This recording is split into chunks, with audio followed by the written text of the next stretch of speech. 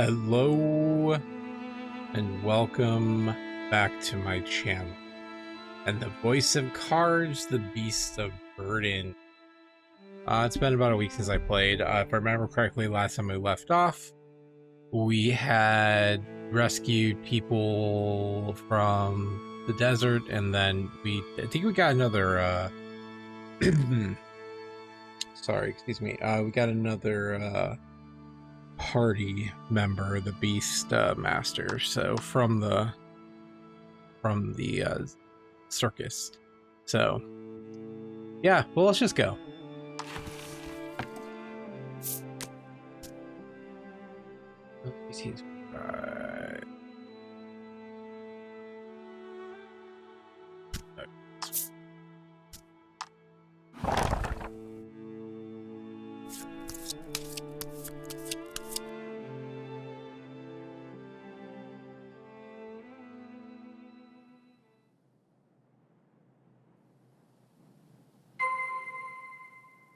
Get Legol and sneak out. Oh yeah, that's right. We were like, oh yeah, screw this. We're leaving. The snoring emanating from the ringmaster could saw down an entire forest. Because she doesn't... Ooh, flip side story. She doesn't like how the Beastmaster is close with monsters. That's what it was. The boy sleeps peacefully, buried up to his neck. And his name was Barry, buried in the sand. Wow. The acrobat is sleeping, adroitly perched in a headstand atop a monster. So that's what consistent training can do for you.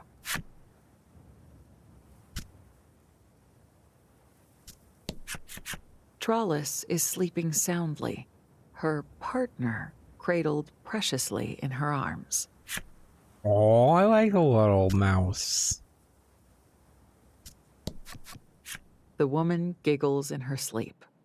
The monster by her side quietly drools onto the ground. Whatever dreams they're having must be good.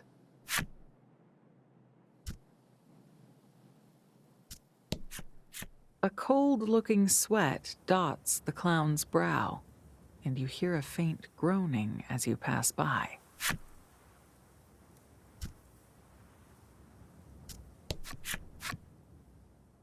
Will you wake Legol? You reach out to wake Legol, to tell him you both should get out of. I'm awake, he whispers. You look more closely and see he, too, has packed his things. He must have known how you felt all along. The two of you agree to sneak out of the circus. Legol has joined your party. Where's the...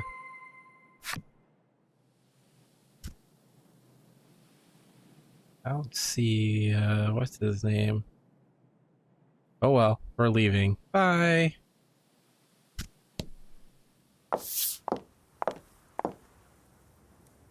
You approach the exit to find Pulche standing there, as though he were waiting for you. This is sure to be awkward. He approaches you. Can I tell you something? He asks, in a far more measured tone than you've ever heard from him. He begins to recount the story of his parents. They too studied monsters. One day, when Pulche was very young, monsters attacked his village, killing his parents. His mother raced to get him to safety. She told him to run and began shouting, "The monsters! There!" That was when the flames took her.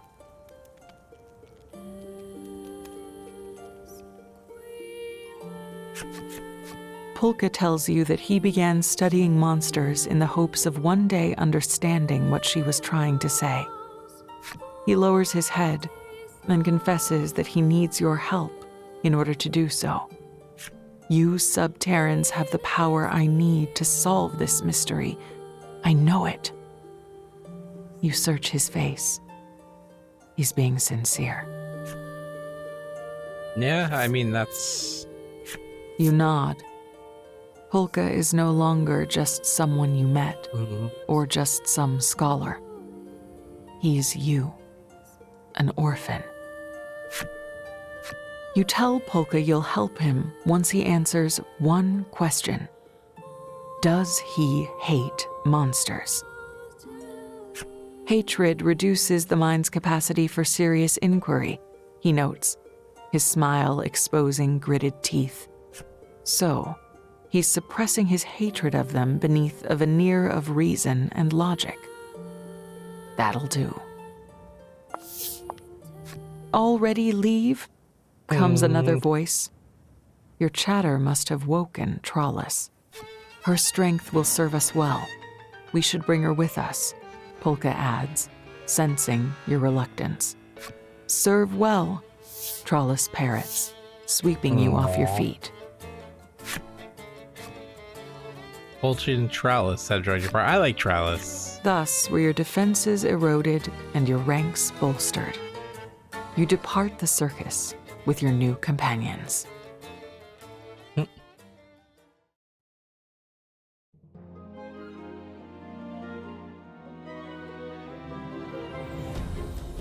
Stranded in the desert, our heroes collapse in the heat. A young scholar of monsters finds them. Before long, they come upon a circus in the sand. They agree to search for the troupe's lost members, which leads to a most unusual alliance. The beast tamer wishes to join them on their journey, as does the scholar who's out to solve a mystery from his past. Now a party of 4, our heroes set out anew.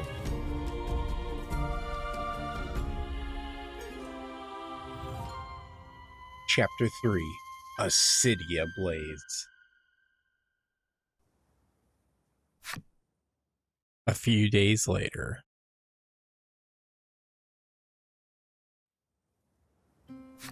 Dot, dot, dot. Dot, dot, dot. Oh, dot, dot, dot. Dot, dot, dot.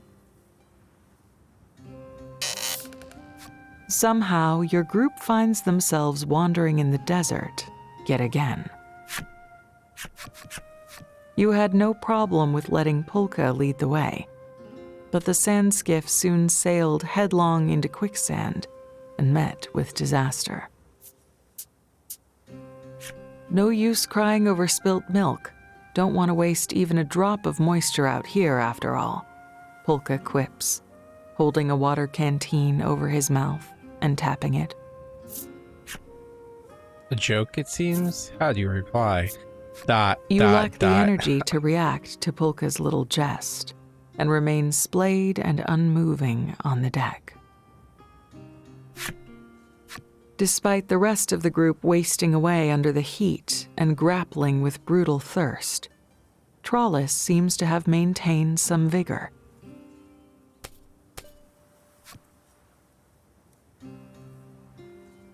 I look for water, can smell, wait. Tralis's nose twitches as she sniffs at the air a bit. She picks up the scent of water to the north and heads off in that direction.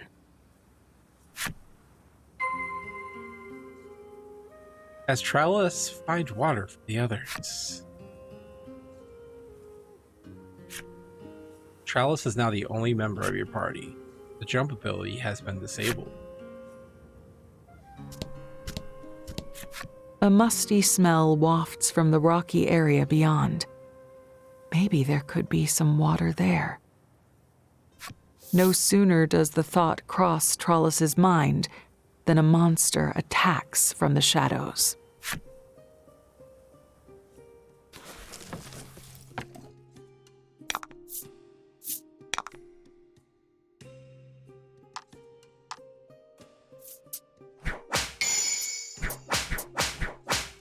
Oh.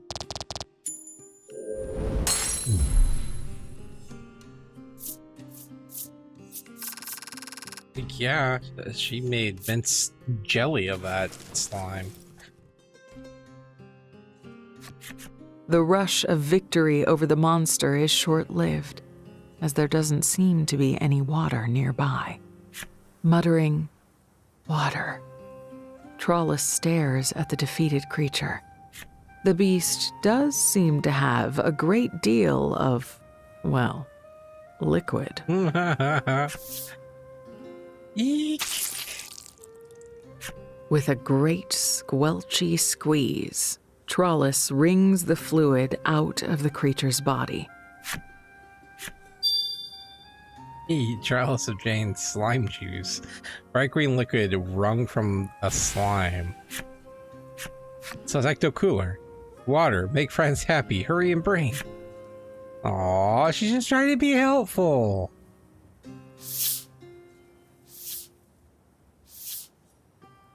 Tralis returns to the sand skiff and helps everyone drink some of the slime juice. Each, in turn, regains their vitality. The juice is faintly sweet and tasty. Pulche asks, "Where'd you come by this stuff?" However, Tralis's reply leaves something to be desired. Squeezed it. Everyone drank. Everyone better. Pulche inclines his head, deep in thought. But fruit is rare and hard to come by. The group decides to have Tralis lead them to where she located the sweet liquid. Head for the rocky area and secure more of the tasty liquid.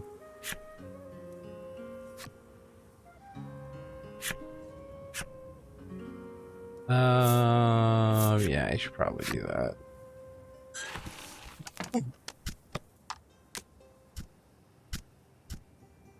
Alright, let's see.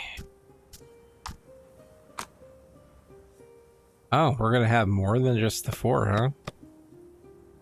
Alright, abilities. Oh wait, we want skills. So that whip strike is pretty beefy.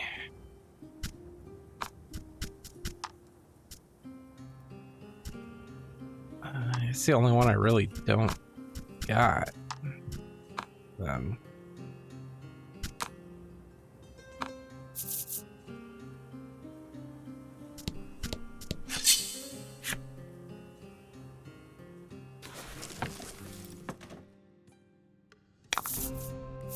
To battle.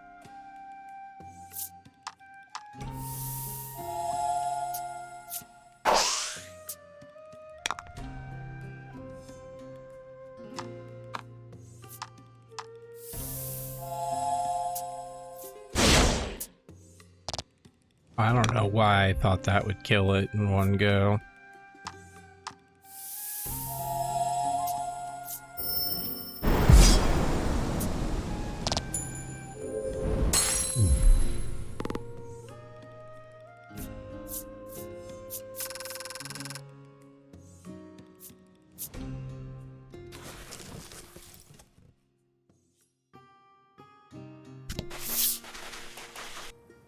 The group arrives at the place where Tralis obtained the liquid, but there seems to be nothing there.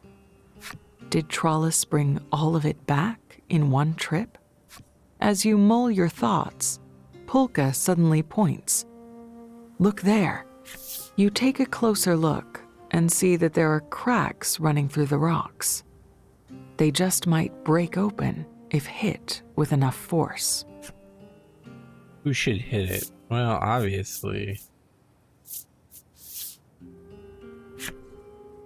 Legol grunts in affirmation and then starts hitting the rocks. Over and over again he pounds on them until blood oozes from his fist and flecks of it splatter the stones. Oh, okay.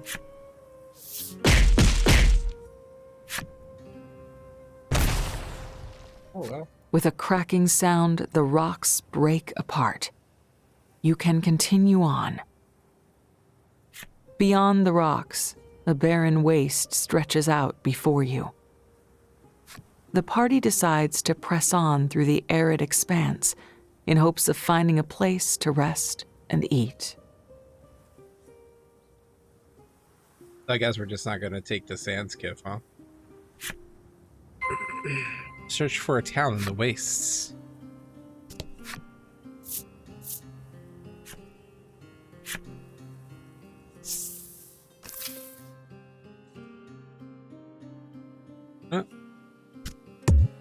Not the way I want her to go. Still not the way I want her to go. What in the world? I'm hitting up.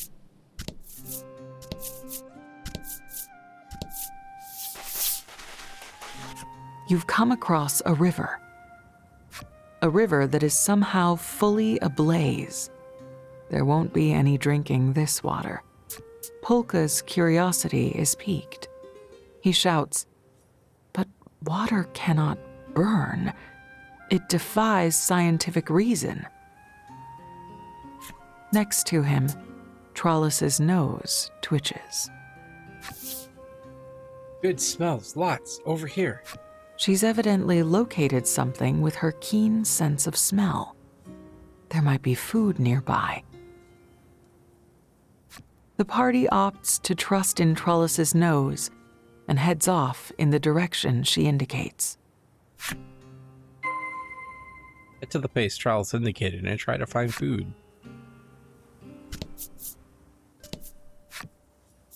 Enter City of Flame. You arrive in a city humming with life and bustle. I was expecting the city to be a little bit farther out than just like right around the corner.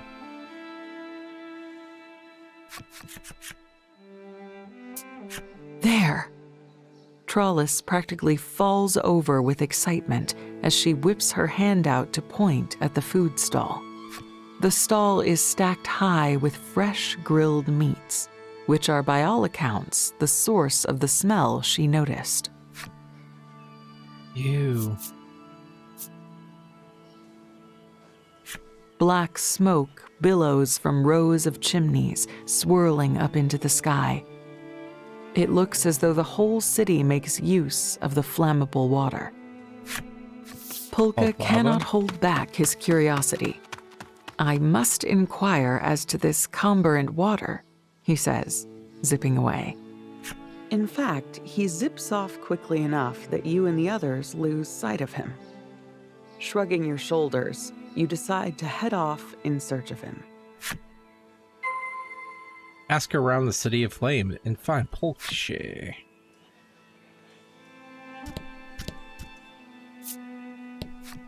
The woman is lost in thought as she gazes at the flames from a distance.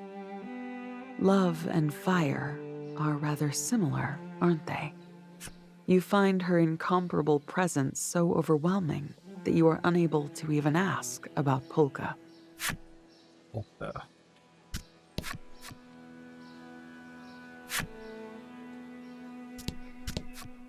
You ask the stall owner if they've seen a bespectacled young man, but they shake their head and say that there have been no customers of that description.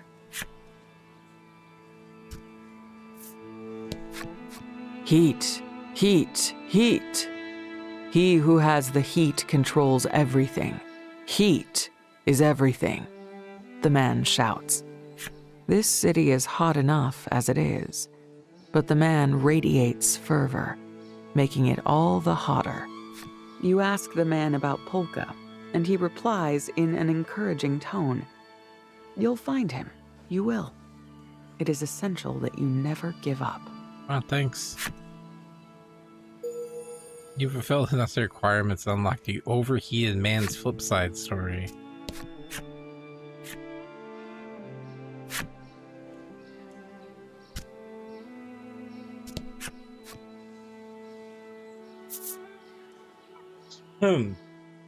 No sooner have you set foot in the game parlor than you hear a boy call, "Let's play cards."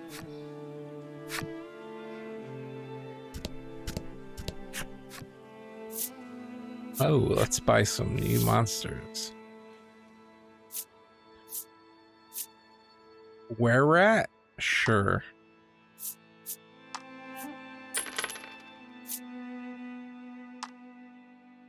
And Ogre, Helm Splinter.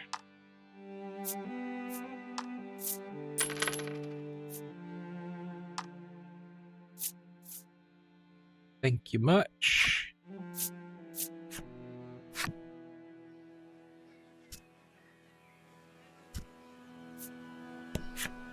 The young man is mumbling something. Listening carefully, you put the snatches of audible words together. It sounds as though he is unhappy about the local aristocrat. Apparently, said aristocrat is monopolizing the tinder water supply and reaping massive profits from it. You ask the lad about Pulche, and he answers quickly, he ran off toward the pet shop.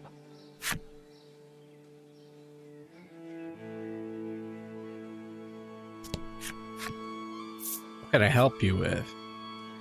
Well, you know what? For right now, let's wait till we get him back in the party. The wise old woman offers cautionary words. You'd best be careful. The flame primal dwells in the lake of fire. We're gonna fight Ifrit. You ask the woman about Pulche, and she replies, why, he and I were speaking until just a short while ago. He's probably still nearby. You thank the woman and take your leave. You fulfill necessary requirements, unlock knowledgeable old woman's flip side story.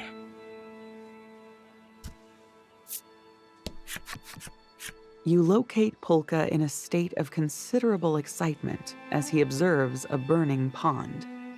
He notices you a moment later and starts chattering rapidly. This town is incredible. They use this combustible water as an energy source to make their living. And what's more, he goes on without taking a breath. It doesn't sound like his rambles are anywhere close to finished. But then... Wah! Suddenly, the sound of children weeping reaches your ears. It sounds like it's coming from a back alley. There's the city for the crying children.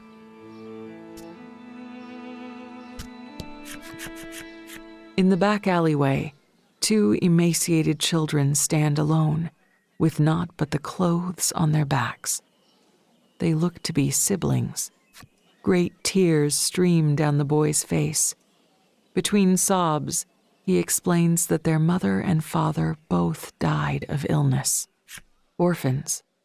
Not uncommon in big cities like this, Legol says. Something akin to a vice grips your heart, and you wonder if there is some way you can help them. What will you do for the orphans? You rummage around in your things for some food to give them. Alas, you have nothing that could fill their tiny bellies. You also remember that you're starving too, and your stomach rumbles in displeasure.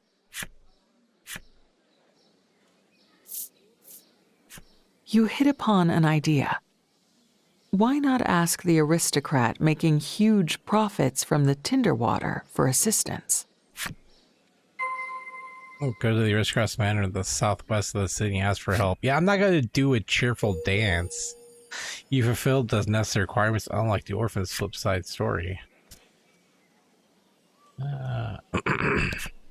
The boy speaks, his words punctuated with sobs. I'm so hungry. Yeah, us too, apparently. A well-dressed man of clear sophistication and means emerges from the manor, and he seems willing to listen to you. You bring up the plight of the city's orphans. The man listens to your story and then hangs his head. I would love to do something, truly I would. But you see, My own child. He explains that his son is bedridden, stricken with an illness of unknown origin. The aristocrat's mind seems fully preoccupied with thoughts of his own child.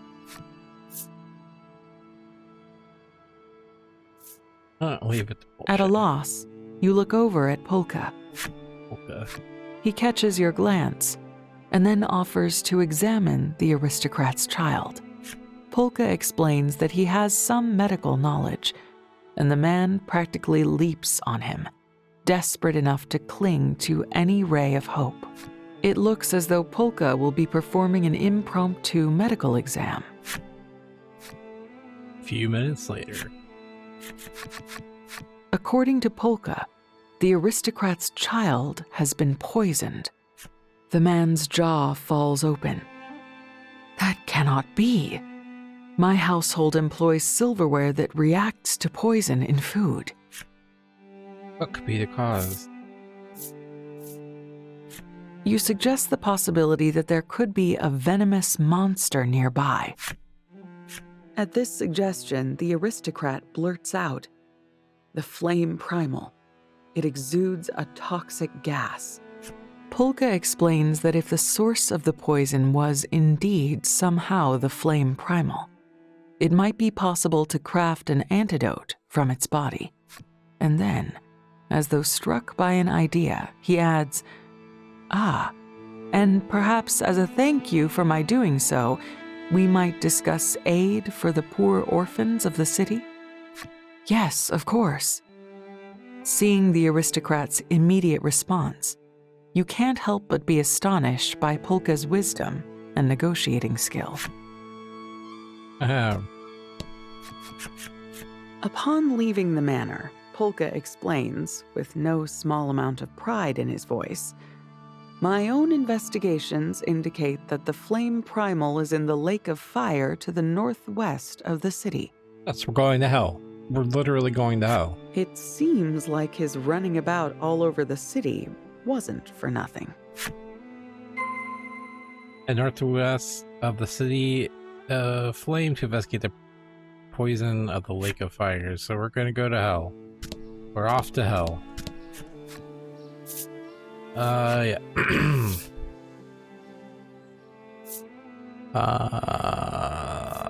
Let's see here. So she could use that.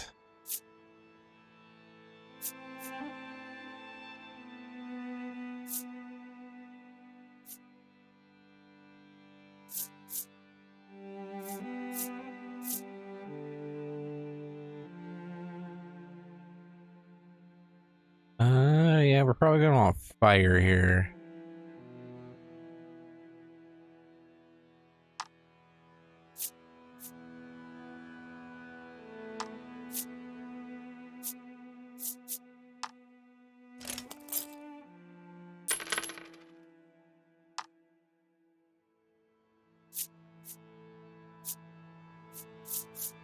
All right. Right now, we seem to have everything that we need, but she could use this, though. But I don't like having it slow her down, though. Not worth it.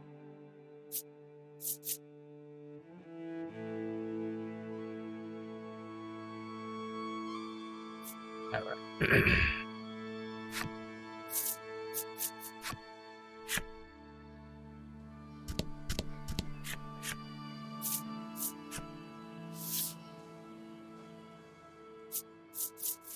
I think I already bought every one of everything, right? Yeah, okay.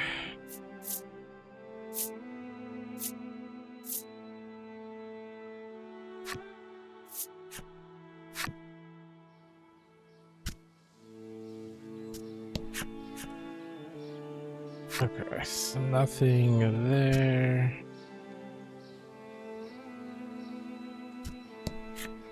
"It's 50,000 gold pieces for the night," a voice snips as you enter the inn. Your jaw drops. "Oh, I'm only kidding. My other business brings in so much coin, I let people stay for free," the innkeeper says, laughing heartily. You figure it's best not to argue, and resolve to stay the night on the innkeeper's largesse. I'm curious, not I'm gonna ask what her other job is.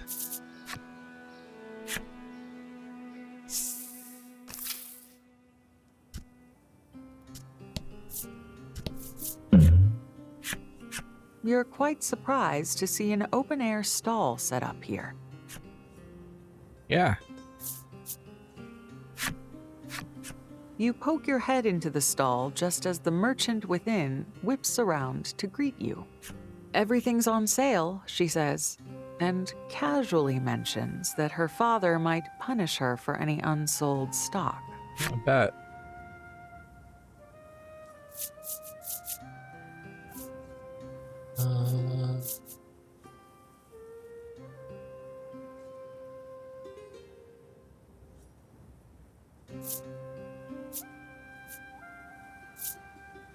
Dude, that's so expensive, man.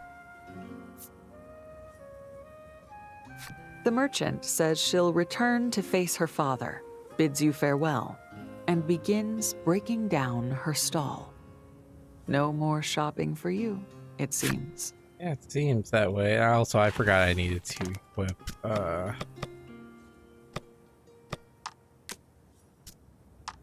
Okay. First of all, let's give you the were-rat.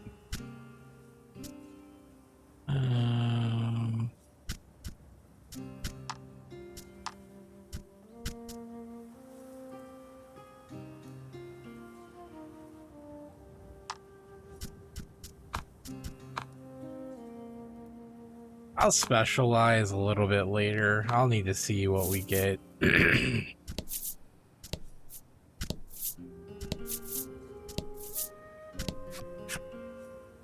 Chest found. Alright.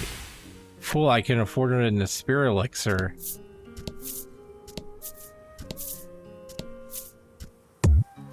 Ooh, I wouldn't want you to get burned.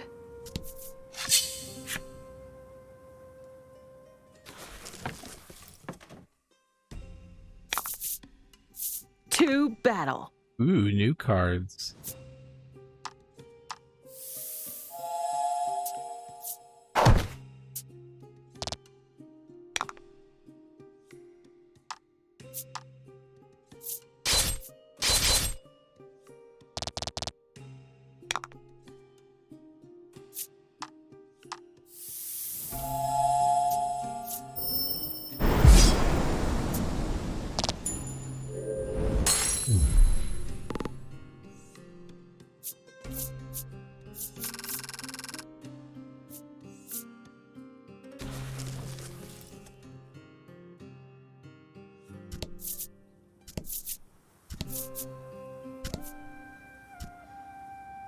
Okay, well then.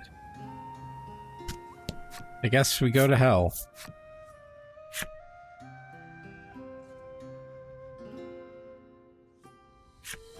Pulche warns, don't breathe too deeply here. The very air could be noxious poison. Proceed through the lake of fire.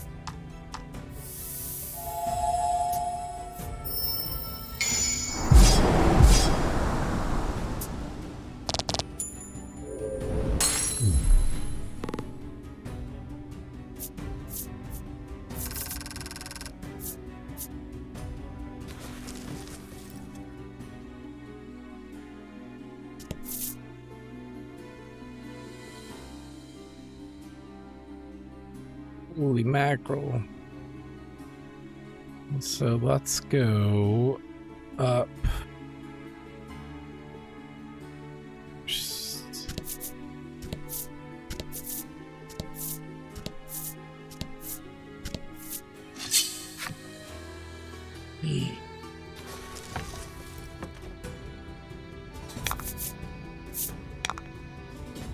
fire turret.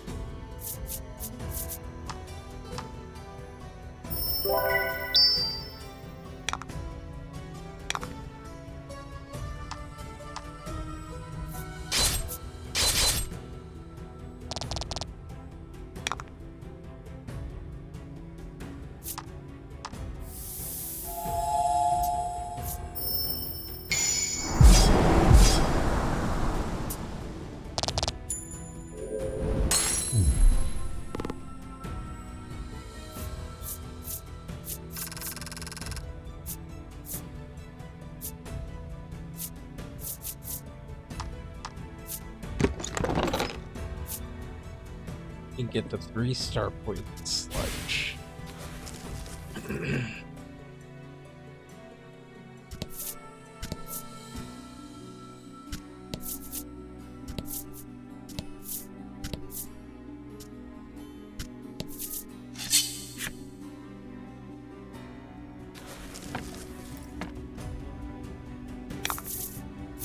To battle.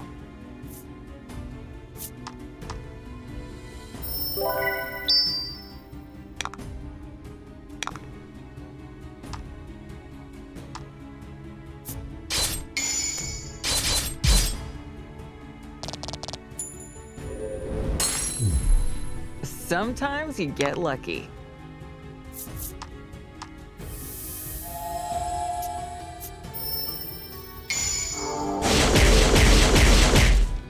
My God. He just murdered that skeleton.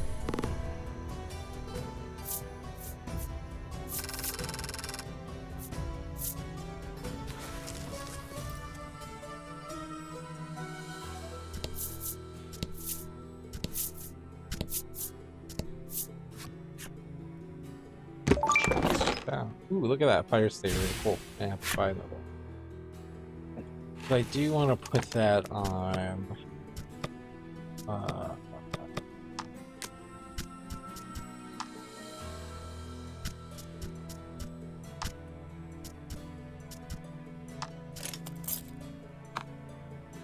Give him a little bit of a boost.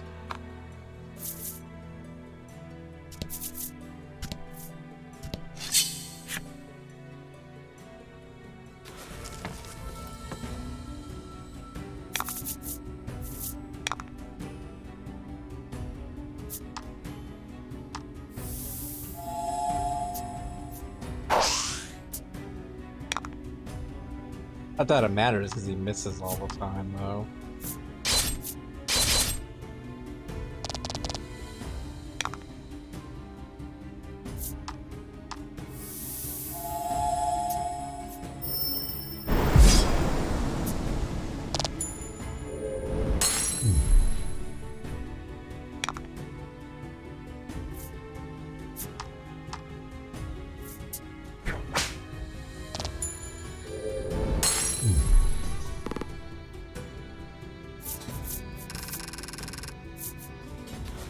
He's about on par with, well, granted, she does have the ring, but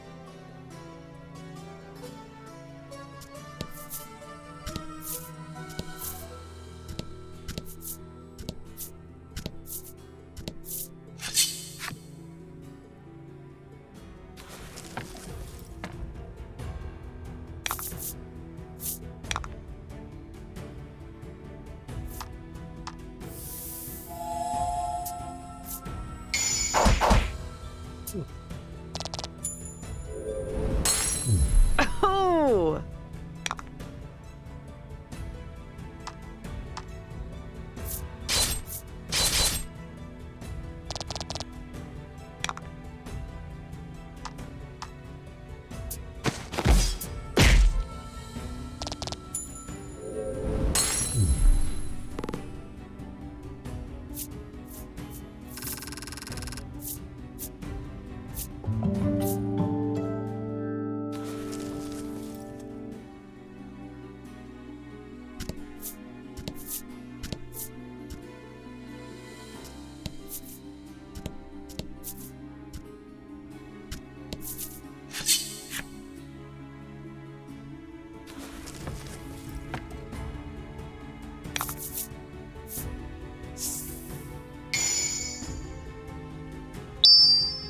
Get him!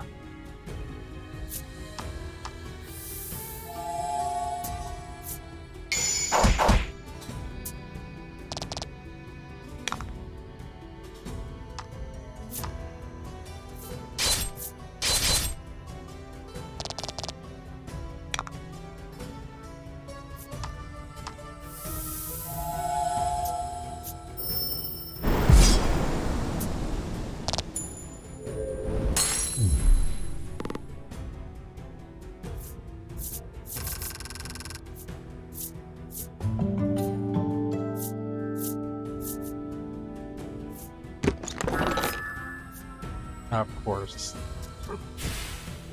Got Squirtle.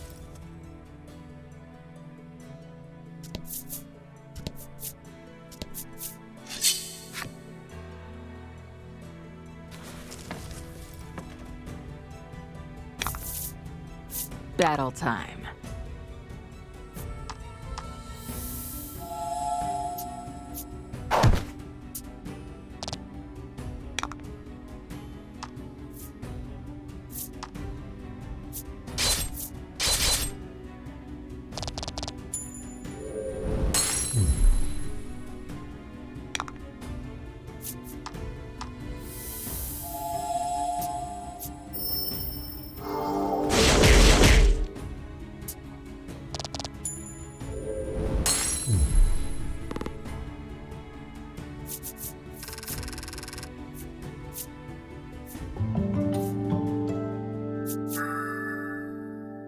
Oh, nice.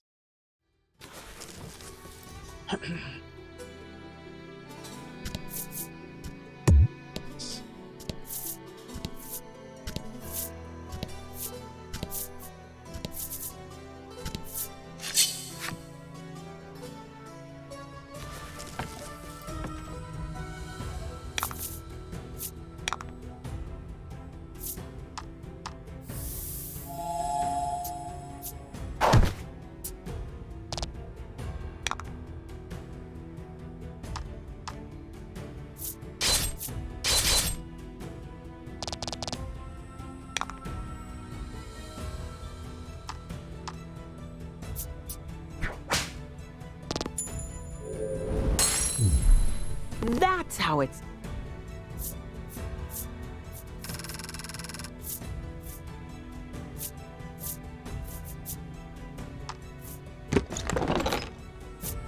Oh man.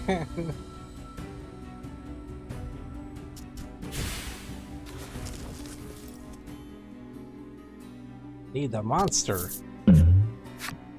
You pick up a scrap of paper you spot by your feet. Against all odds, it hasn't burnt to ash.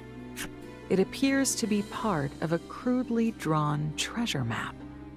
A sketched treasure chest lies between a lake, white mountains, and rocky crags. A treasure map! Everyone shouts at you in unison. You slip the scrap of paper into your pack and make a mental note to keep an eye out for the location the doodle depicts. The doodle. You can check the treasure map anytime by accessing key items in the menu.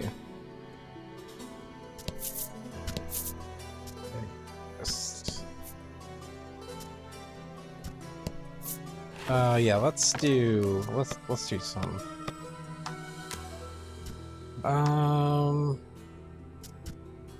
Don't really care for the. Do this.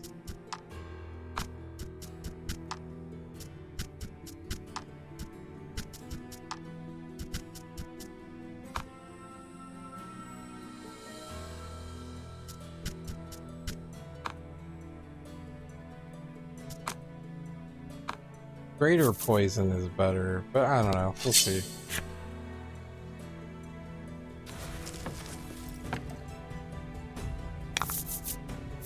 To battle.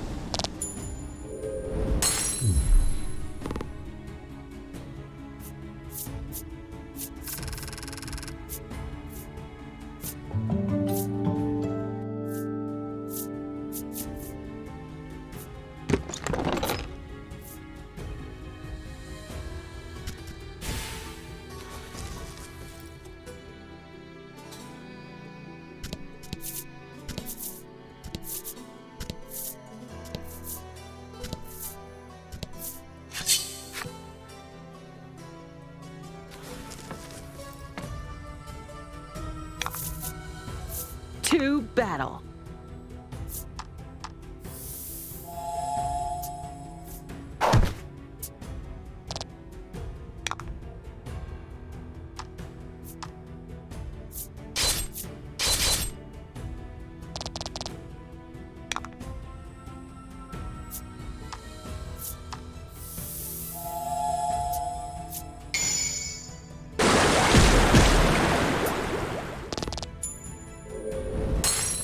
Beautiful.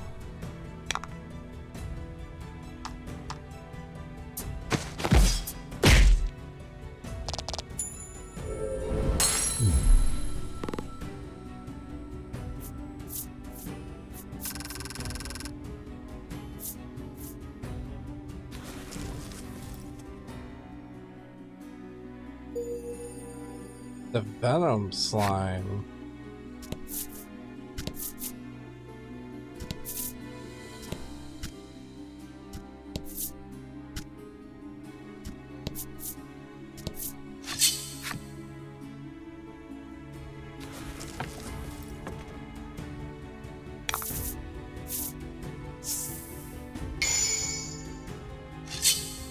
Battle time.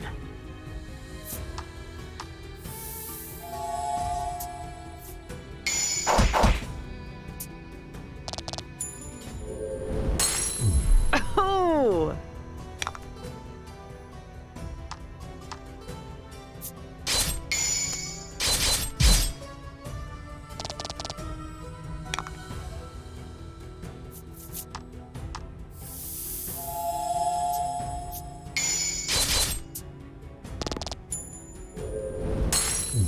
Oh, it's whenever she attacks, not just with the whip.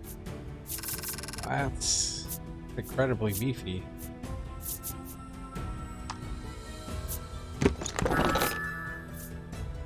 I'll take the skull soldier. I don't have it yet.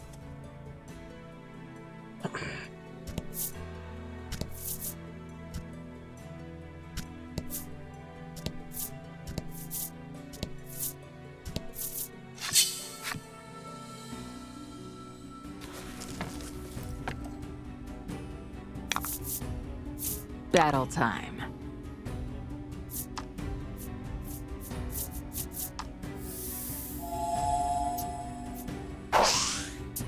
Dude, seriously. Oh my gosh. I'm gonna take away your attacking privileges.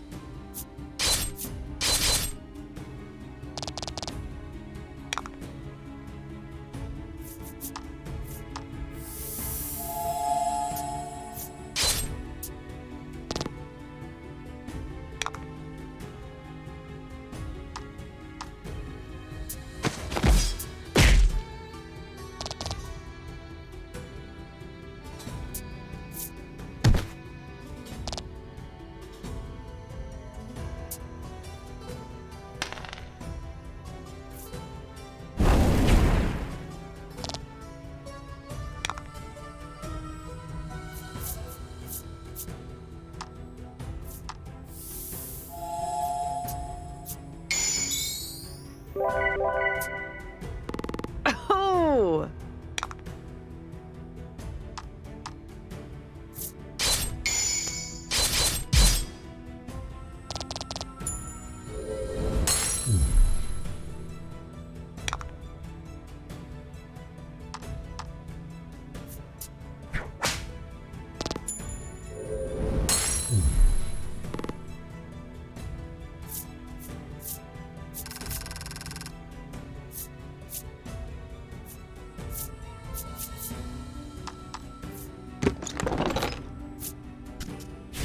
See, that deadly poison is the one that I want. Because that's 2d6 versus the 1.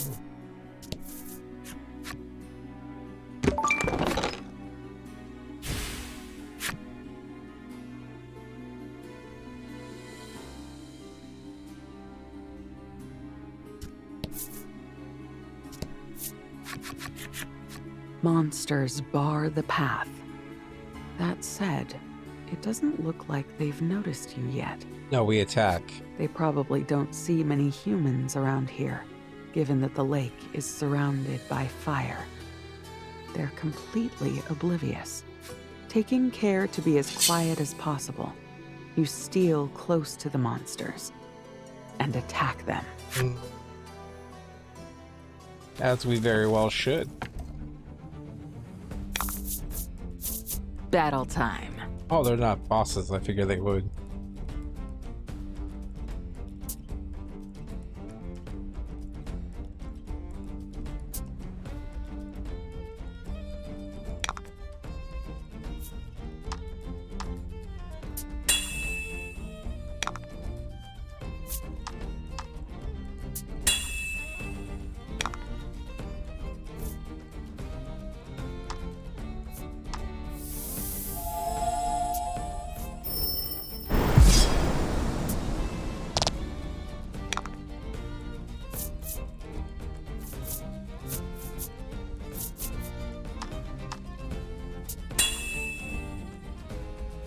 The monsters don't attack.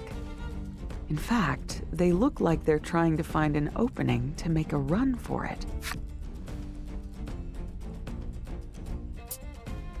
Well, I misread this situation. Basically, we just like busted into their home and are just killing all of them. That's what's happening. Well, let's continue the extermination.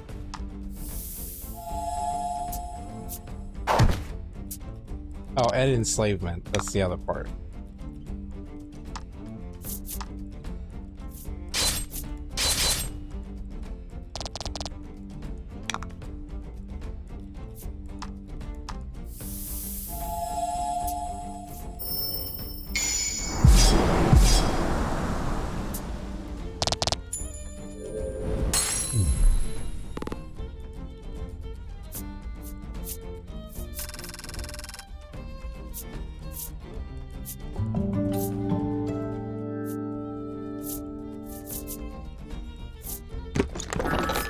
Nice.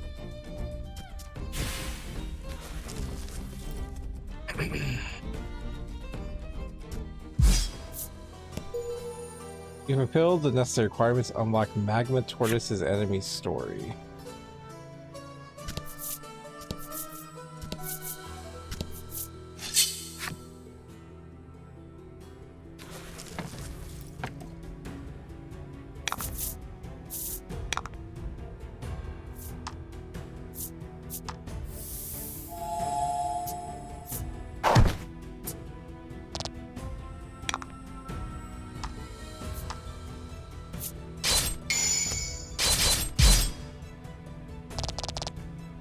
Sometimes you get lucky.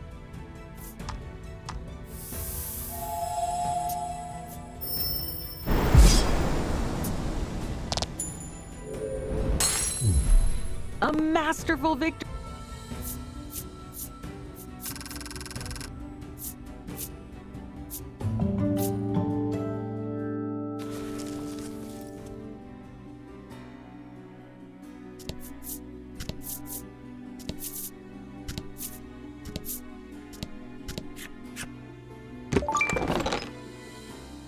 Panacea.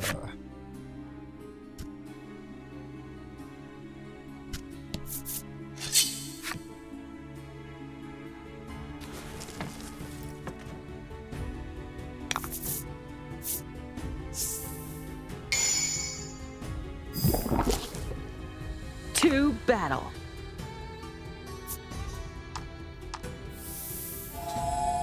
Oh, I don't think I've ever seen this happen stance card before.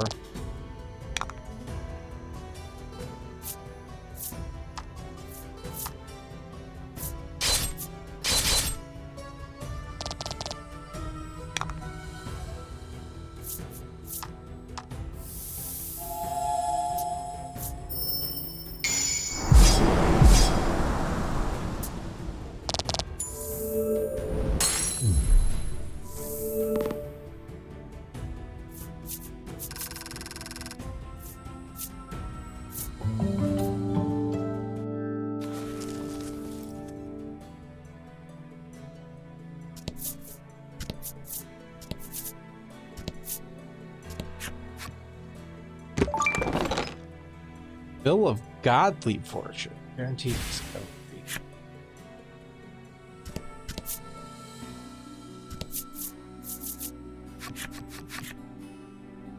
You can't cross here. The Free of the Flames is too intense. You survey the area for some way to cross over and spot an iron bridge collapsed into the burning tinder water. Someone in a time long past built a bridge here, though it has since collapsed from the heat. Suddenly, an idea strikes you. Maybe I can use the steel primal's power to manipulate metal and make it so we can cross. Stack of cards.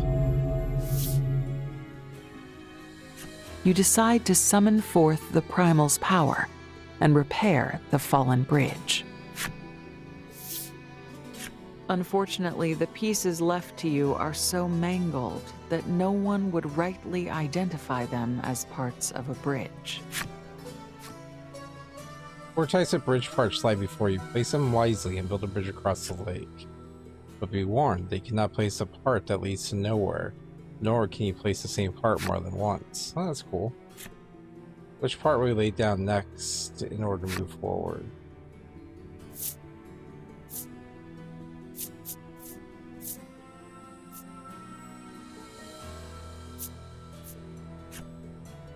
That piece doesn't connect, I'm afraid. Perhaps you should try another.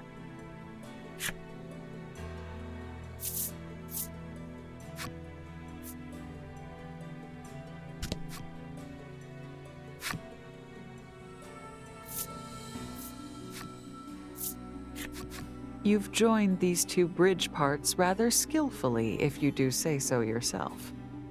Pulche, however, looks concerned. I think there might be a better way of placing that. If we could just redo it, he mutters to himself. If you wish to replace one bridge for another, you must first remove the bridge part you've already placed. You can only replace the part at the front of the bridge. If you move the cursor one space in the front of the part you wish to move, you can choose to remove it.